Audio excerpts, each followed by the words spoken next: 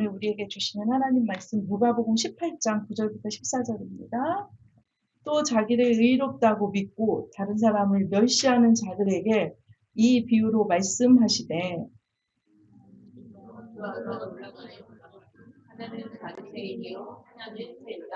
바리새인은 서서 따로 기도하여 이르되 하나님이여 나는 다른 사람들 곧 토색, 불이, 간음을 하는 자들과 같지 아니하고 이 세리와도 같지 아니함을 감사하나이다. 너희들의 무엇을 중식하고 또 소득의 11조를 드리나이다. 세리는 멀리 서서 감히 눈을 들어 하늘을 쳐다보지도 못하고 다만 가슴을 치며 이르되 하나님이여 불쌍히 여기소서 나는 죄인이로소이다 하였느니라. 내가 너희에게 이르노니 이에 저 바리새인이 아니고 이 사람이 의롭다 하심을 받고 그의 집으로 내려갔느니라. 무릇 자기를 높이는 자는 낮아지고 자기를 낮추는 자는 아멘. 바리새인과 세리의 기도입니다. 지난주와 이번 주 기도에 대한 가르침을 읽어나가고 있습니다. 지난주 과부와 재판장 비유에서 기도는 항상 낙심하지 말고 항상 기도해야 된다. 였다면 지난주 주제가 오늘 예수님께서 가르쳐 주시는 기도는 바리새인과 세리의 기도를 통해서 기도는 겸손히 나아가는 것입니다. 기독교는 기도교다라고 제가 종종 말씀드리죠. 기독교는 기도교. 이것처럼 성도들은 기도라는 단어를 입에 달고 삽니다. 이 기도라는 단어를 이번 주에 몇 번 말하셨을까요? 기도에 있습니다. 기도 부탁드립니다. 기도하겠습니다. 기도했습니다. 기도해 주셔서 감사합니다. 기도를 응답하셨습니다. 기도밖에 없습니다. 이거 중에 이번 주에 몇 번씩은 다 쓰셨죠? 예. 이 기도라는 말을 자주 쓰다 보면 우리가 무슨 착각에 빠지냐면 너무 이걸 잘한다고 오해를 합니다. 자주 쓰는 거에 대해서는 잘 안다고 오해합니다. 마치 이런 거는 자주 만나는 사람에 대해서는 다 한다고 오해하는 거하고 똑같죠? 그런데 기도에 관한 기본적인 지식은 사실은 1시간만 붙잡고 집중 교육을 하면 웬만하면 다 배워요. 이렇게, 기도는 이런 것이다. 이렇게 하는 것이다. 근데 훈련은 평생이에요. 평생에도 완성은 없습니다. 제가 청년 때 저에게 어떤 분께서 이렇게 말씀하셨어요. 기도, 성령 충만, 뭐 이런 기본적인 주제들에 대해서는 한 주대장 적어도 20-30권의 책을 가지고 있어야 한다. 그래서 제가 생각을 해보니까 진짜 그렇더라고요. 기도에 대한 책 분류해보니까 제 소재에서 기도에 대한 책 이만큼, 교회란 무엇인가에 대한 책 이만큼. 그러니까 이렇게 그 중심 주제는 계속 업그레이드해서 읽어야 된다는 거죠. 성도님도 다 아시는 것 같지만 기본적인 제가 이번 주에 책 샀습니다. 책 제목이 뭐냐면 십자가란 무엇인가. 예, 계속 읽으셔야 된다는 거예요. 저도 필요하고 읽고 성도님들하고 나누려고 샀어요. 이렇게 계속 반복해야 된다는 것이죠. 반복적으로 읽고 듣고 훈련해야 굳어지지 않고 계속 성장합니다. 다양한 관점에서 다양한 깊이로 반복해야 합니다. 기도는 이처럼 신앙생활에 있어서 절대적인데 종종 기도에 대해서 회의적인 분들이 있습니다. 근데 이분들의 공통점은 뭐냐면 제가 이렇게 보면 공통점이 있어요. 기도를 접하던 시기에 기도에 대해서 부정적인 관점을 각인시켜준 사람들이 존재해요. 근데 부정적인 정도가 아니라 트라우마가 딱 생겨버려요. 그러니까 여러분들이 성도님들이 교회를 다니시면서 주로 접하는 주제 있죠. 그거에 대해서 굉장히 싫어하는 게 있다면 그 부분에는 뭐가 있어요. 예를 들면은 뭐 여러 가지 있죠. 헌금에 대해서 굉장히 예민한 분들 보면 그거에 대해서 트라우마가 될 만한 어떤 사건들, 사람들을 만난 경험이 있어요. 그렇죠? 예, 예, 주님 앞에 순종합시다. 이러면 순종이란 단어 듣는 자체도 힘들어. 그러니까 뭐가 있어요, 다. 그렇죠? 스토리가 있다는 것이죠. 주로 이런 형태예요. 전에 내가 다니던 교회에서. 혹은 이게 주로 가족일 때도 있어요. 우리 가족 중에서 종일 기도만 하던 분이 계셨는데 그분이 얼마나 이상하던지 이런 게 다 있죠. 그쵸? 근데 그분을 보면서 뭘 보냐면 기도를 많이 하는 게 중요하지 않구나. 많이 해도 저렇구나. 이렇게 보는 거예요. 저게 중요한 게 아니에요. 기도는 저렇게 하는데 행함이 없어. 그러니까 나는 기도는 그렇게 중요하다고 생각하지 않는다. 행함이 중요하다. 그런데 아니죠. 잘못됐죠. 그쵸? 그리고 예전에 그 2호선 상담사의 사이당, 거기에 보면 그런 분 있죠.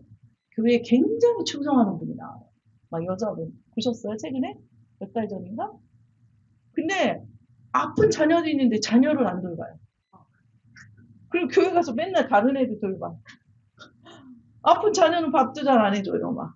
그거 보고 자란 자녀들은 어떻게 될까요? 교회 헌신은 어떤 거예요? 악한 거예요. 악한 거. 그쵸? 근데 그럴까요? 아니죠. 그분이 아주 맞는 말을 해줬어요. 집에 밥이나 줘줘. 이런 거죠. 그쵸? 그러니까 우리가 가진 어떤 왜곡된 것들이 우리의 잘못된 이미지를 각인시켜준다는 거. 그거를 해결해야 된다는 거죠. 기도하고 헌신하고 나누고 사랑하면서 받는 축복이 큰데 이 사단이 그런 우리의 상처들에 개입해서 그런 관계들을 닫게. 그쵸? 인간관계에서 많이 상처받은 요즘 사람들의 말이 뭐예요? 아우, 관계 필요 없다. 그쵸? 인간관계. 근데 사실은 인간관계는 복이 들어오는 통로예요. 그렇게 왜곡된 관점들을 심어준다는 거예요. 피곤한 거. 그거는 사실 그게 그렇다는 게 아니라 그곳에서 좋은 것을 받아본 사람들은 그렇게 얘기하지 않죠. 제대로 된 기도는 제가 이걸 매일 거의 저에게 주제예요. 이거 하는 이유는 이게 상당히 많아요. 제가 너무 많은 분들이 만나보는데 이런 왜곡된 우리의 상처들과 관념들이 하나님께 나아가는 축복의 통로를 다 막아버리는 경우가 굉장히 많아요. 제대로 된 기도는 기도가 깊어질수록 하나님을 알아가고 더 친밀해집니다. 그리고 그거는 어떻게 반드시 연결되냐면 자신에 대한 깊은 성찰, 주님의 닮아가는 성숙함으로 이끌어갑니다. 그러니까 어떤 성도가 오래 기도했고 늘 기도하는데 이런 중요한 징후들, 하나님에 대해 친밀해지고 자신에 대한 성찰, 신앙과 성품적인 성숙함과 영적 자유함이 보이지 않는다면 그분의 기도는 수정돼야 돼요. 제가 늘 그러죠. 성령의 9가지 열매가 뭐예요? 아세요? 오래 참은 자비한 성격 고치란 얘기예요. 사실은. 그렇죠? 이게 뭐냐면 성령의 열매, 기도 열매가 왜죠? 우리가 성숙해 갈 수밖에 없다. 이것을 기억하셔야 된다는 거죠. 제가 이제 이번 주에 맞아하면서 어떤 분을 만났어요. 저 이 건물에 어떤 분이 저를 찾아왔어요. 그래서 굉장히 긴 시간 대화를 했어요. 얼굴만 이 건물에 가끔 마주치는 분인데 그분이 이렇게 말씀하셨어요. 저한테 목사님하고 대화를 이제 이거 좋다 이렇게 하시면서 그분이 교회를 다닌 지 8년 9년 됐대요.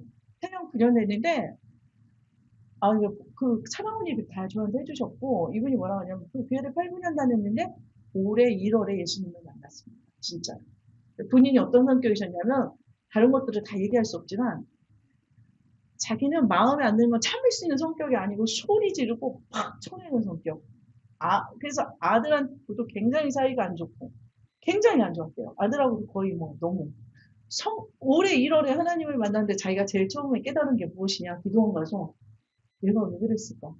먼지 같은 존재인 내가 너무 많이 잘못하고 살았구나. 아들한테도 너무 잘못했구나. 그리고 이분이 이런 설교를 들어보신 적도 없는데 이분은 그러셨어요. 자기 너무 몰랐는데 1월부터 자기 주변 자기가 예수님을 진짜 만난 이후부터 사람들이 다 자기에게 주변 사람들이 이렇게 말했대요. 뭔가 변했어요. 어떤 면이 변했냐면 자기가 소리 지르고 막 이러던 성격인데 뭔가 이렇게 차분해진다는 거예요. 계속. 소리를 그 뒤로 소리 지르는 게 없어졌다는 거예요. 많이 신기하게. 그러면서 성격이 굉장히 많이 변했고 어느 정도냐면 이웃들이 가끔 만난 이웃들 뭔가 변했는데 차분해졌는데 그러니까 예수 안 믿는 분들은 그걸 잘 표현을 못하니까 교회를 가겠습니다. 지난주에 아들이 교회를 갔대요. 그래가지고 예배를 드리고 와가지고 그 1월부터 지켜본 거예요. 엄마를 지켜보고 교회 가니까 좋네요. 반드시 하나님께서 그들의 기도 안에서 하나님을 배우는 일을 허락하십니다. 대표적인 거 두세 개. 지난주적인 거 두세 개. 지난주처럼 좀처럼 한 자리에서 발견되기 어려운 두 사람이 자기들과 다른 존재로 굉장히 존경스러운 하나님들이 바리새인들을 하찮게 여겨요. 그렇습니까? 안 그렇습니까? 사전 교육이 이미 돼 있어요. 우리는 저 하찮은 것들.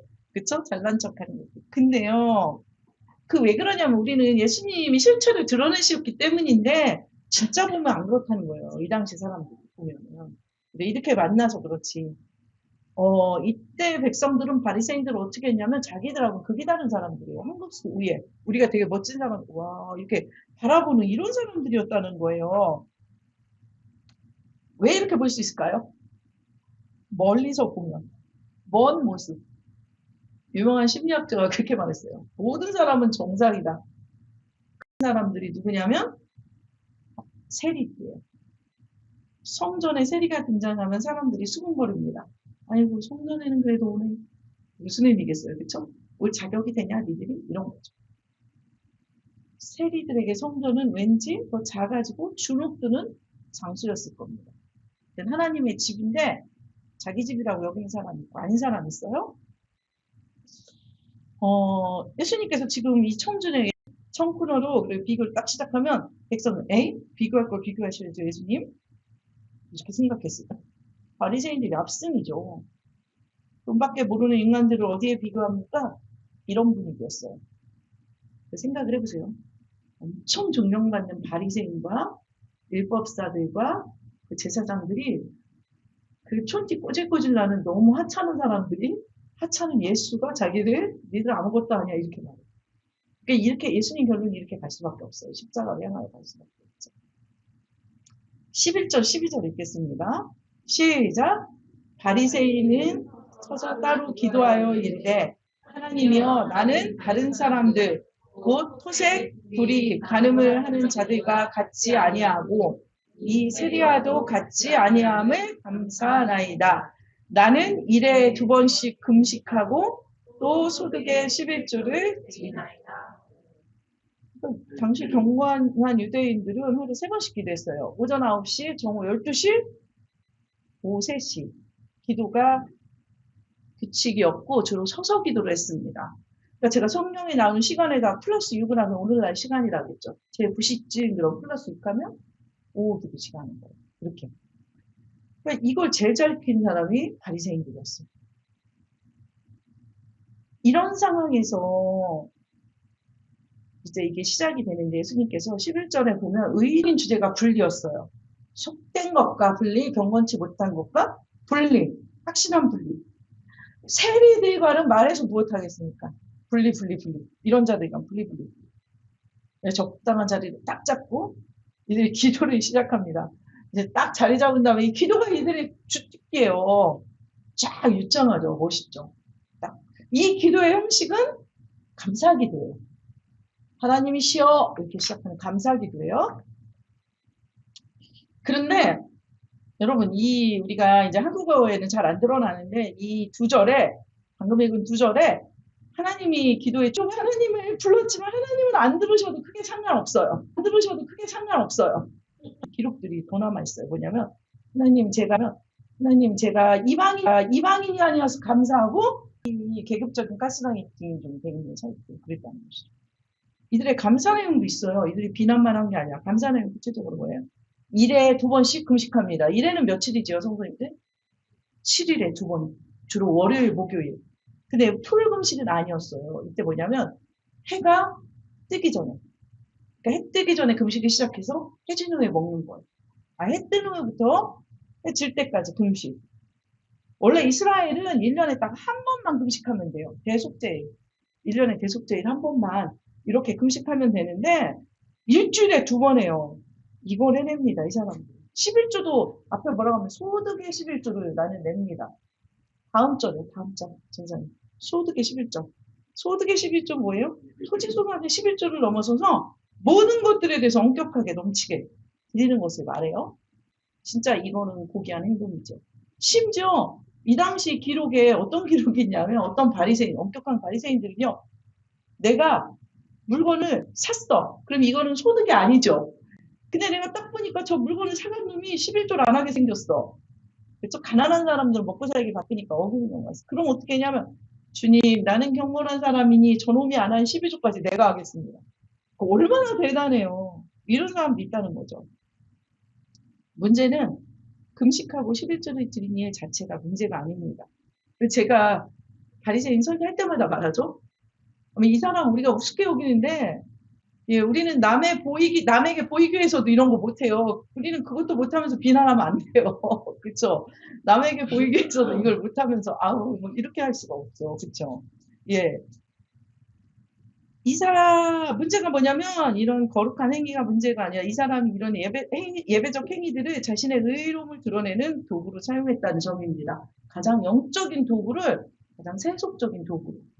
근데 성경을 읽다 보면 여러분 이런 거 있는 거 아세요? 뭐냐면, 예배드려라, 주님 경배해라, 감사하라, 헌신하라, 찬양하라, 헌금을 드려라, 이런 거 마찬가지로, 이런 게 상당히 많이 나요. 예배하지 마라, 헌금하지 마라. 그쵸? 이게 앞에 뭐가 붙을까요? 그렇게 하려면 하지 마. 하나님께서. 그렇게 하려면 하지 마. 그게 뭐예요? 예. 그따위로 하려면 하지 마. 제가 좀, 우리 하나님, 예. 그따위가 뭐예요? 예. 자기의 의로움을 위해서. 그렇죠? 그리고 이웃들을 속박하기 위해서. 금식에 대한 유명한 이사야 구절에 뭐라고 했어요? 금식은 흉악의 결박을 풀어주며, 하나님이 기뻐하시는 금식은 흉악의 결박을 풀어주며, 근데 어떤 결박이 풀어주는 거야. 그게 아니에요. 하나님이 기뻐하시는 금식이 뭐냐? 금식하면서 악한 일은 그대로 행하지 말고 이웃을 내가 묶어놓은 줄들을 풀어주라는 거예요.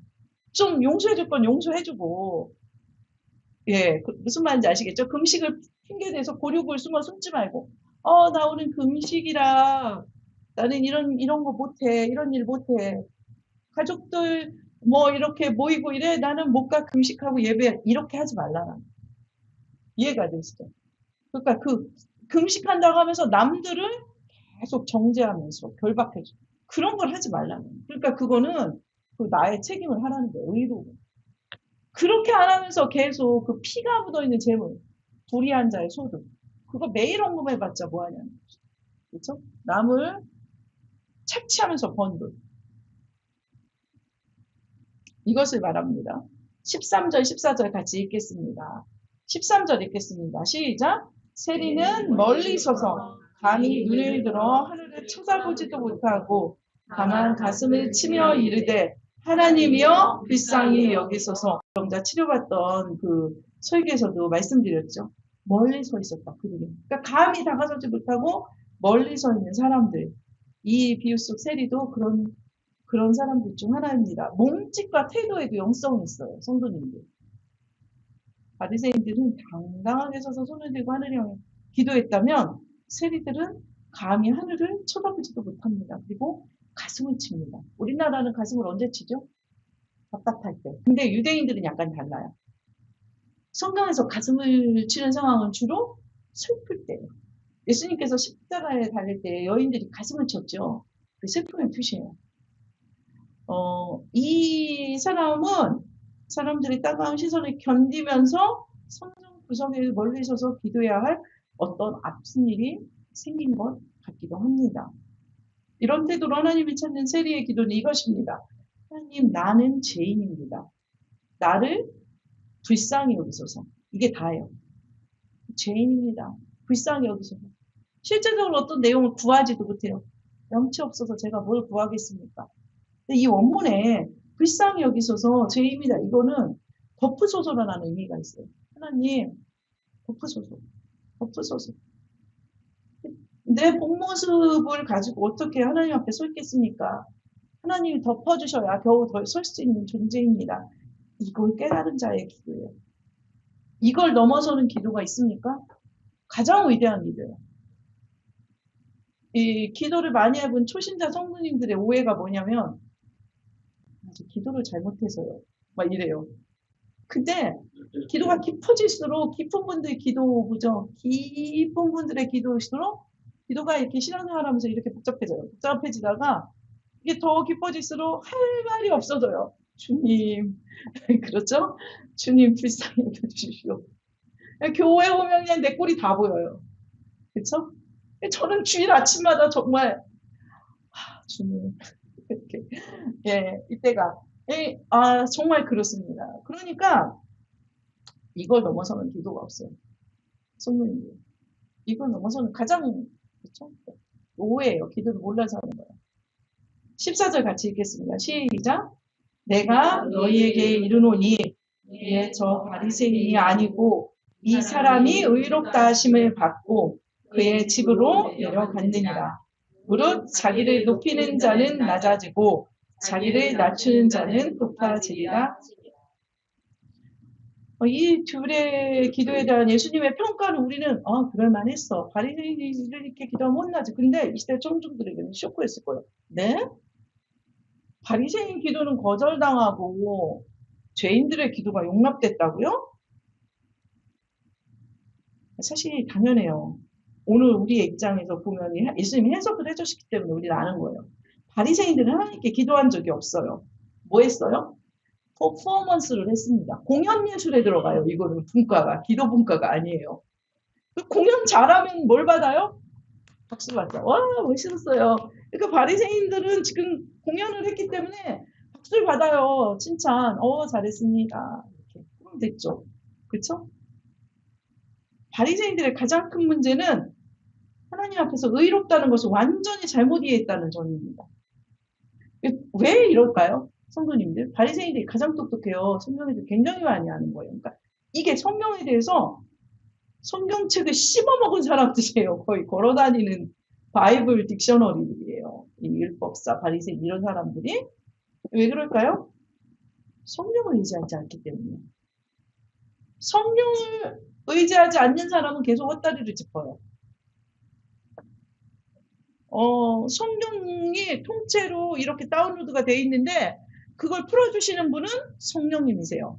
성령이 없는 사람은 이상하게 이해해요. 굉장히 저는 신학자들 중에 되게 이상한 헛소리 하는 분들 많이 봤어요. 예. 그리고 또 하나 늘 말씀드리지만 기도를 많이 하는데 말씀이 없어도 이상해져요. 내용이 없으니까 해석할 이 건덕지가 없어요. 늘 기도하고 막 성령에 센시티브한 분들이 있어요. 근데 보면은 나중에 이상해지는 분들 보면 말씀이 풀어낼 게 없어. 말씀을 읽은 적도 없고, 그 처음에 설교만 들으시면 안 돼요. 말씀을 좀 읽으셔야 돼요. 이게 같이 가야 돼요. 양쪽. 두 바퀴인데 한쪽 다리가 없으면 어떻게 가요? 그쵸? 다 이상해져. 양쪽 다. 그러니까 그런데 제일 또 재밌는 현상은 이 양쪽이 싸우는 거예요. 그렇죠? 예, 이게 말씀만으로 이러는 분들과 막 기도도 안 하면서 성령도 모르면서 이게 둘이 싸우는 게 둘 다 이상해진다. 우리도 그 한쪽으로 이렇게 기울었을 경우가 많아요. 늘 이걸 인식하고 우리가 이렇게 하셔야 됩니다. 네. 어디까지 설교했을까요? 네.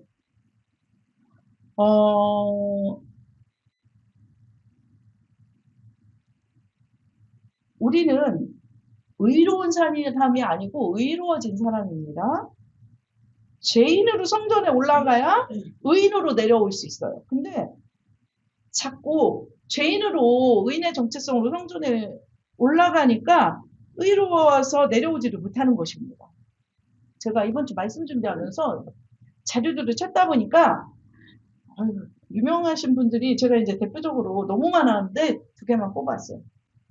우리가 다 아는 기독교 역사 속에서 큰 영적 모범을 보여주신 믿음의 선배들이 교만을 얼마나 경계했는지 진짜 수없이 있더라고요. 교만에 대해서는 다 한마디씩 했더라고요. 그분들이. 교만하지 말아라. 이걸 다 했어요. 유명한 분들이. 루터, 칼빈 누구는 다 했어요. 다 했어요. 왜냐면 왜 이렇게 많은 여기다 이 교만이라는 단어 왜 이렇게 말을 많이 듣냐면 굉장히 중요하기 때문에. 어거스틴이 뭐라고 했어요? 교만과 정욕을 만 가지 죄의 근원이라고 했어요. 교만이 이 카톨릭에서도 큰 몇 가지 죄 중에 들어가요. 왜 그러냐면 교만이 들어가면 다른 게 흘러 들어가지 않기 때문에. C.S. 루이스가 뭐라 그러냐면 다른 죄들은 교만에 비하면 그냥 벼룩이나 벌레에 물린 흠집 정도다. 그러니까 우리가 생각할 때 다른 큰 죄들 있잖아요. 근데 아니라는 거예요. 교만에 비하면 그건 죄라는 거예요. 작은 죄라는 거예요. 그냥 저기 벌레 물렸나 보네 이 정도라는 거예요. 교만이 모든 죄의 뿌리다. 교만이 무서운 이유는 뭐냐면 다른 죄들은 죄를 지으면 죄책감이나 수치감을 알아요. 나 죄 졌네. 나 왜 이렇게 화를 내지? 그쵸? 나 왜 이렇게 저 사람 미워하지? 나 도둑질을 했네? 그쵸? 모를 수 없죠. 주로 알아요. 근데 교만은 왜 그러냐면 지은 죄를 몰라요. 내가 그 교만의 죄를 지었다는 거 몰라요. 내가 교만하다는 거 주로 몰라요. 또 하나는 교만은 제가 볼 때는 영적 둔덕과 같아요. 그래서 물이 이렇게 흘러오는데 교만이 이렇게 높아지면 이게 넘지를 못해요. 이 둔덕을. 은혜가 하나님 계속 부어주시는데 이 둔덕이 이렇게 쌓여가면 이거 뚫지를 못해요. 몰라요. 몰라. 교만은 자신의 죄인됨을 잊게 하기. 이게 가장 결정돼요. 죄인됨을 잊게 하기 때문에 예수님의 십자가 서역의 근본 이유가 제 용서죠. 그래서 이 십자가를 무력해시켜요. 그 십자가에 대한 모욕이에요. 십자가를 무력하게 만드는 가장 큰 죄가 교만입니다. 저희가 순간순간 이 교만의 파도를 만나죠. 저희도 참 마음이 아픕니다. 바리새인은 화려한 기도를 올리느라 머리가 복잡했을 것입니다. 예, 그러니까 이게 남을 의식하면 머리가 늘 복잡해져요. 예, 이때 이런 단어도 골라야 되죠. 말도 골라야죠. 뒤에 누가 서 있나도 봐야 되죠. 복잡해요. 생각이 복잡해요. 세리는 단순합니다. 하나님만 의식하는 사람은 복잡하지 않아요. 머리 복잡하세요. 성도님들 회개하십시오. 그래도 복잡해질 때 있거든요. 왜 그러냐면 의식하는 게 많아서 그래요. 복잡한 분들은 회개해야 돼요. 나는 어떻게 보이나 이게 있으니까 저 사람이 나를 어떻게 봤나 나는 또 어떻게 보이나 이런 거. 그러니까 바리새인 기도는 마치 하나님과 동등한 협상 테이블에 앉은 느낌이라면 세리는 그 옆에 딱 무릎을 꿇고 엎어져가지고 선처해 주십시오 이런 느낌이에요. 단순성과 의존성이 하나님께 용납받는 기도의 가장 중요한 조건입니다. 단순성과 의존성. 단순성, 의존성. 한 주간 우리의 기도가 하나님을 의지하여 긍휼히 구하는 기도가 되기를 원합니다. 말씀을 마치겠습니다. 성도님들 한 주간. 네, 이때 제가 드리고 싶은 말씀입니다. 기도를 해야죠. 그렇죠? 기도를 하셔야 의존성으로 기도를 하든지 단순하게 기도를 하든지 하시죠. 그렇죠? 예, 기도의 시간을 오늘 이 앞에서 딱 약속을 하십시오. 기도를 이번 주에 시간 내서 한 번도 안 하신 분들 그냥 이렇게 생각으로 막 도와주세요. 어디 가면 이런 거 말고 시간을 정해서 기도하십시오. 정하셨어요? 10분. 어떠세요? 10분 괜찮으세요? 옆에 분한테 말하세요. 언제쯤 어떻게 하겠습니까? 자기 전이라든지 월요일이라든지 목요일이라든지 출근할 때든지 앞에 빨리 말씀하세요. 말해야 거짓말이 아니에요. 예. 언제 할 겁니다. 성식 형제가 크게 얘기하세요. 대표님. 10분 언제 할 겁니까? 이번 주. 정했어요? 예? 오늘이요? 오늘 언제요? 저녁에? 집에 가서 네 할렐루야. 자, 선충 형제님 이번 주 예? 자기 전에 10분 무슨 요일에 하실 겁니까? 오늘요? 오늘 하나님 바쁘시겠습니다. 네, 좋습니다. 정하셨죠, 두 분? 제가 내일 아침에 내일 아침에 누가 단톡에 물어보세요. 네, 시간을 정하시고, 우리가 사실은 제가 이렇게 했지만 이건 저에게도 오늘 교육을 썼습니다. 절대적으로 시간이 부족하구나. 우리는 하나님 응답이 부족하다고 말하지만 아니에요. 우리 기도 올린 시간을 확보를 하시기 바랍니다. 제가 늘 말씀드리지만 늘 항상 기도합니다라는 기도는 사실은 엄청난 내공이 있어야만 할 수 있는. 저도 그런 말 양심상 못합니다. 항상 기도를 못합니다. 예, 우리가 시간을 정해서 좀 기도했으면 좋겠습니다. 주님 앞에 우리 찬양하면서 주님 앞에 나아가겠습니다.